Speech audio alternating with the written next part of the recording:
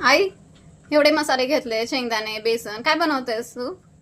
आज आहे ना बाळा, मी मसाला शेंगदाणे किंवा बेसन मध्ये तळलेले शेंगदाणे करणार आहे मी. म्हणजे असे बाजारात भेटतात, आपण ते खातो ते हो, का? नाही का असं एक नाही का असं म्हणजे कागद मध्ये रोल करून भेटतं का हा. गाडीवर, तसे शेंगदाणे बनवणार आहे मी. अच्छा अच्छा. तर मी त्याच्यासाठी शेंगदाणे मापून नाही घेतलेले, माझ्या अंदाजाने घेतलेले शेंगदाणे, जेवढे मला करायचे तेवढे. तुम्हाला जर हवे असेल तुम्ही ह्याच्यापेक्षा जास्त करा, ह्याच्यापेक्षा कमी केले तरी चालतील. मग मी त्याच्यासाठी बेसन घेतलेलं आहे. आणि हे काय नाही का मसाले घेतलेले आहेत थोडेसे, लाल मिरची पावडर, हळद घेतलेली आहे, धना पावडर घेतलेली आहे, हिंग घेतलेलं आहे थोडंसं, ही चाट मसाला घेतलेला आहे, आणि ओवा, जिरं थोडंसं घेतलेलं आहे मी. तर ही ओवा आणि जिरं आहे ना, मी दोन्ही कुटून घेणार आहे, मी अख्खं नाही टाकणार आहे त्याच्यात, कुटून घेणार आहे दोन्ही. चल मग आपण करून घेऊयात मग शेंगदाणे. आपण आहे ना हे जिरं आणि ओवा बारीक करून घेऊया, थोडंसं पावडर करून घेऊयात, अख्खी नको टाकायला नाही का, दाताखाली आल्यावर थोडंसं हे वाटतंय, तर आपण बारीक करून घेऊया.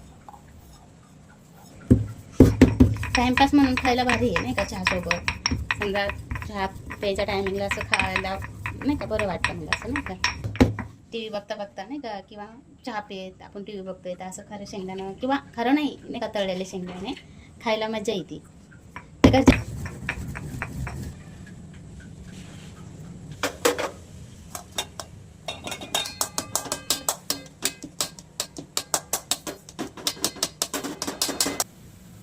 पण आहे ना चवीपुरतं मीठ टाकून घेऊया त्याच्यात. आता हे आपण ह्याच्यात टाकून घेऊया.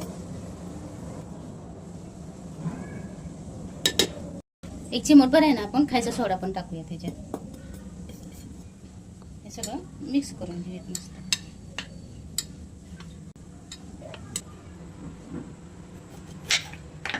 ना थोडीशी चटपटीत करण्यासाठी आहे ना थोडंसं लिंबू पण ह्याच्यात पिळून घेऊयात. जास्त नाही पिळायचं, थोडंसं एक अर्धा लिंबू टाकलं तरी चालतंय. हे ना आपण थोडं थोडं पाणी नाही का टाकून असं मिक्स करून घेऊयात आपण पीठ.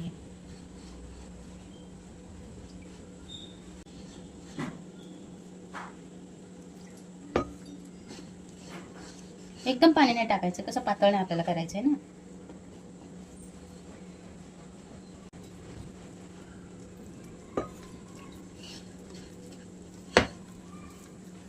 हे ना आपण असं पीठ करून घेतलेलं आहे नाही का, असं लय पातळ नाही करायचं कधी पीठ ह्याचं, कारण की शेंगदाण्याला बसलं पाहिजे पीठ नाही का, त्यासाठी असं मिडियमच करायचं, लय पातळ पण नाही आणि लय घट्ट पण नाही करायचं.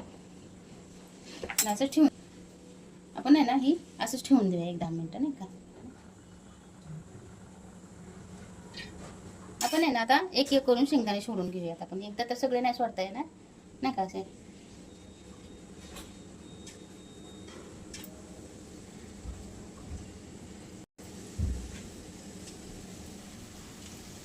थोडंसं आहे ना माझ्याकडनं पातळ झालं होतं पीठ, तर मी कोरडं बेसन टाकून नाही का असं घट्टसर केलं पीठ. असं घट्टच पाहिजे पीठ नाही का, पातळ नको आहे पीठ ह्याला.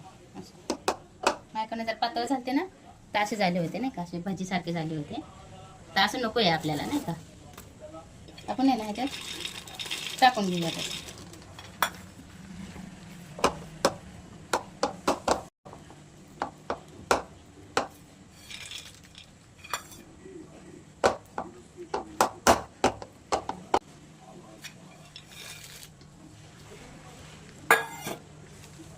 आपण आहे ना जेवढं बसतात तेवढे शेंगदाणे मी ह्याच्यात बसवून घेतलेले आहे.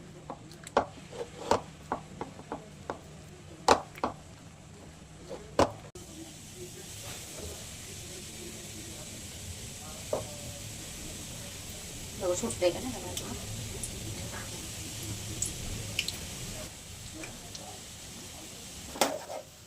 मीडियम गॅसवर कडक होईपर्यंत भाजायचं, म्हणजे आतून पण कडक झाले पाहिजेत नाही का शेंगदाणे.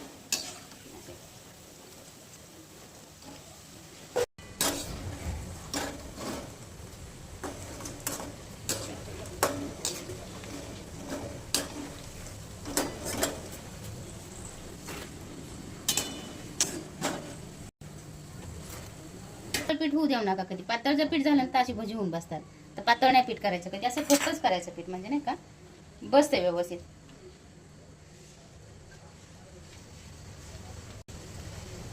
थोडं थोडं टाकायचं, एकदाच टाकलं ना तर ते काय होतंय असं घट्ट एक टिपूळ बसल्यासारखं बसते, मग निघत नाही तेलात पटकन.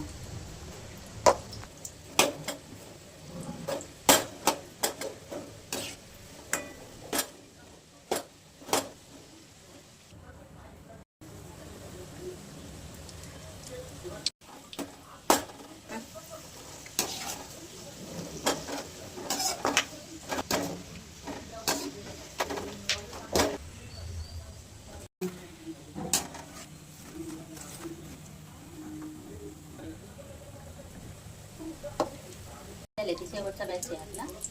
आता थोडं थोडं करून टाकायचं याच्यात नाही.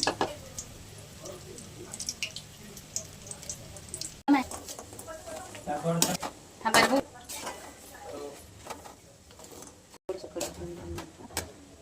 मस्त भाजी झाली.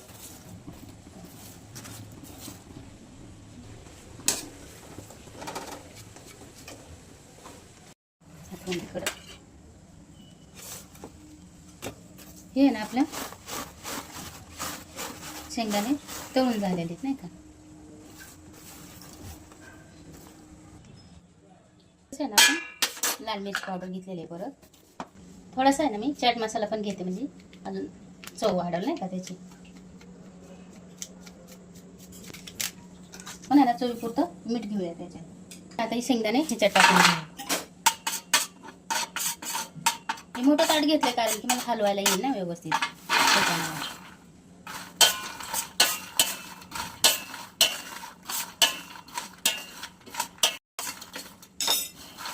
हातानेच करते मस्त एक नाही का लागल सगळीकडे.